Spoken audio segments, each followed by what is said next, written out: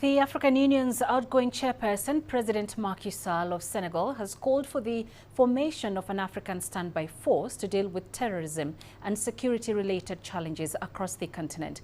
He was speaking at the opening ceremony of the 36th Ordinary Session of the Assembly of the African Union in Addis Ababa. The summit's theme is centered around the implementation of the African Continental Free Trade Area Treaty. Robert Nagila has more details from the Ethiopian capital. Hundreds of thousands have been displaced in the Democratic Republic of Congo as the government battles armed groups. An insurgency in the Sahel region of West Africa affecting several countries has led to the deaths of tens of thousands. And the threat posed by terrorism has claimed thousands of innocent lives in Mozambique and Burkina Faso. These are just some of the security challenges several regions on the continent are struggling to contain.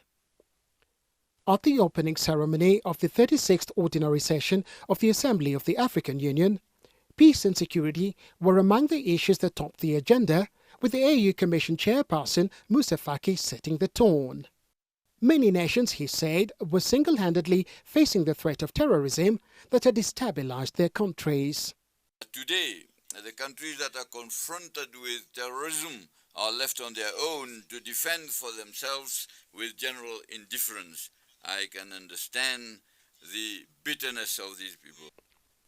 Outgoing AU chairperson, President Macky Sall of Senegal, has called for a continental approach to tackling terrorism. Make operational the African Standby Force. Establish a unit that will fight against terrorism in a more consistent manner, in a more foreseeable manner.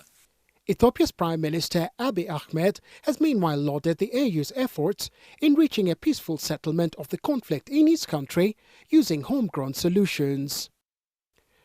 Ethiopia's government and the Tigray People's Liberation Front signed a permanent cessation of hostilities, effectively ending a two-year internal conflict in November 2022. Ethiopia is where it is today in no small part because of the tireless efforts of the African Union and the wisdom of its deeply held belief in the principle of African solution to African problems. But some African countries have provided military assistance against terror threats in other nations.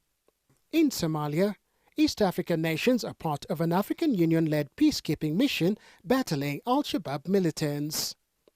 And in Mozambique, Rwanda sent its security forces to assist the government contain a terror threat by militants. Back at the opening ceremony, Comoros President Azali Assoumani began his term as the AU chairperson for 1 year. The challenge ahead is enormous. Peace and security is likely to top his agenda, along with other issues such as climate change, food security and trade.